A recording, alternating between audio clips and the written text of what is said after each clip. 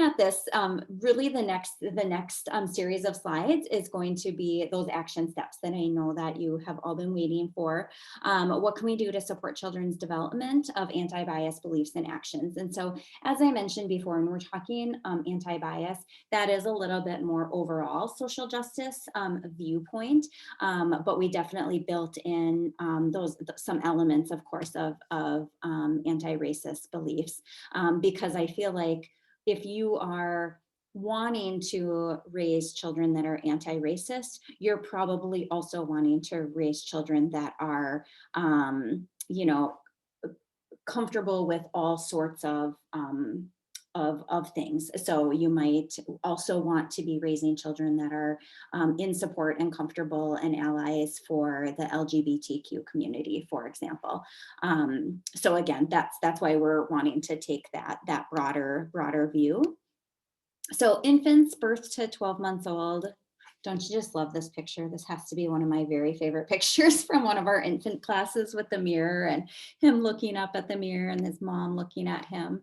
And along with that, one of the best things that we can do starting in infancy is making sure that we are providing mirrors and windows for children. So mirrors would be sometimes actual mirrors, so they can see themselves and they can be identifying positive emotions with seeing themselves, with seeing their caregivers within those mirrors, affirmation of their own identity, books with pictures of people who look similar to them, and then windows, where it's seeing people who are different from them, books with pictures of people that look different from them.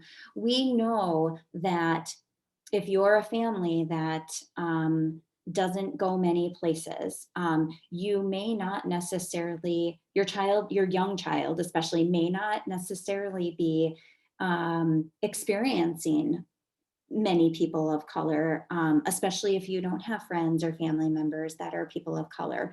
And so you have a bigger task then in some ways, and it is just being extra mindful about the books that you have for your children.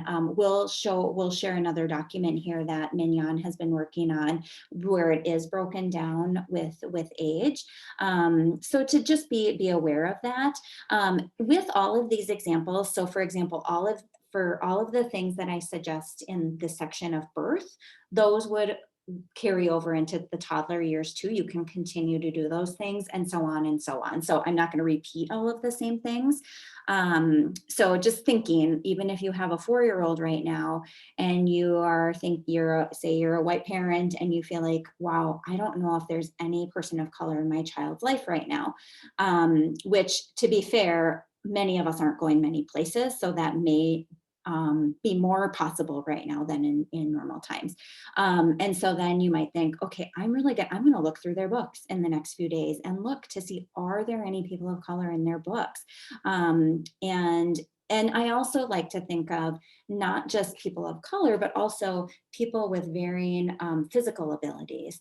Are there different family types being shown in the books that my children have? And those books can be very specific to, like, my two dads, for example, or it could just be a book about regular things that happens to have two dads or two moms or people of color, for example. And then going into more depth with the books. I'm sorry, I forgot I had this slide. So here I'm just repeating all of that. Books in a variety of languages, even if you don't speak other languages and your children don't, to still consider having some of those books at your home. I don't speak Spanish super well, but I did take Spanish in high school. I would say Spanish is probably one of the easier languages to try to read if you were going to try and read a book that was in Spanish to your children. And then just also books showing a variety of cultures. And then really making sure that with that, the people in the books are not being portrayed in stereotypical or negative ways. So it doesn't mean you couldn't have a book about Native American traditions for a baby. Now, thinking a baby, it's going to be pretty simple pictures. You could have a book like that. Those are in positive ways. But you would also want to make sure you have books that aren't necessarily showing that all Native Americans are always doing traditional Native American ceremonial things, for example. Of course, always as a parent, trying to be a role model the values you want your children to have, model the world you want your child to see, normalize and celebrate differences every day, even though your little baby may not conceptualize everything that you're saying. It is still a great habit to get in when talking with your child. Practice talking about racial injustices, even if you aren't completely confident doing so. I mean, practice on a baby because again, they're not going to conceptualize everything. But again, it gives you practice to be able to do that. This is also thinking about model the values you want your child to see, or model what you want them to have. This is where we really want you to be able to create that vision statement, so you can be intentional as you go through things. I love this one. I put this in infancy because I feel like this is something that we could all do, whether you're a parent or not.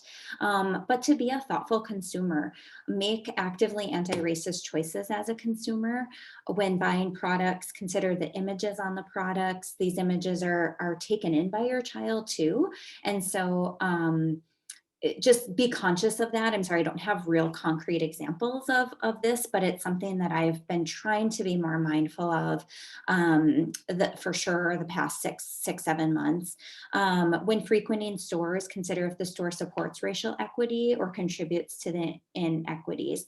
If you see that, if you are observing some inequities there, it doesn't necessarily mean you have to stop shopping there. You could first try to reach out to the manager or store owner and see if they're even aware of it and see if they're doing anything to make some changes there. So again, there's a couple different ways that we can be a consumer, right? We can just say, nope, I'm not going to go there anymore. Or, hey, I'm going to ask some questions and see if they've thought about this. Sometimes people and places, they need a little seed planted for them to think about something in a different way, or perhaps the owner or the store manager wasn't even aware of what might be going on. Jenny, can I jump in real quick? You know Yes. how you said that you don't have a lot of experience with the buying of things or going to different, so I do. So like I've taken my daughter to black owned, obviously this is before pandemic and closed shops were closed and things like that, but I've taken my daughter to black-owned shops and point that out to her that, you know, people that look like her own this, but you know, like these are people that own you know, business. This is a black owned book shop. This is a black owned you know, place where we can buy candles and oils and, you know, things that we like to put in our home to make our home smell good. And just so she's able to see that people that look like her are doing the same thing. Like if we were to walk into an all, you know, a place like we've been in Bath and Body Works several times and there's no people of color working there. So it's, you know, things like that. But this is actually somebody who owns this that looks like you. And so me being able to explain that to her or even to any child, you know, that this is a person of color that owns this and this is, you know, this is a good thing. And, you know, just helping her understand that she could do this one day too. Awesome. Thank you for sharing that example too. I know a couple Facebook groups have throughout kind of the past 6 to 8 months, there's been kind of notes of like, hey, what Black owned businesses do you know of in this area? And now people will make lists of that. And so some of those things like, I don't know, I haven't always thought about that in the past, but I love the example, Mignon, of us being able to point that out to our children. And so they can see that, and I'm sure that probably does feel what's the word, I guess, just deflating sometimes, to walk into a store and not see a single person of color. And so I think I guess what your example, Mignon, is making me realize some of my white privilege that I haven't had to think about that. And I should be thinking about that more, right? I haven't walked into a Bath and Body Works and thought, oh, there isn't a person of color here working. But Yeah. if my child was a child of color, I'm sure that would be on my mind more. And so, even just this conversation with the example you gave, this is going to be on my mind more now. And I'm going to be thinking of, okay, if I had a child of color with me right now, or if I was a person of color, how would I feel walking into this? So thank you for sharing those. Absolutely.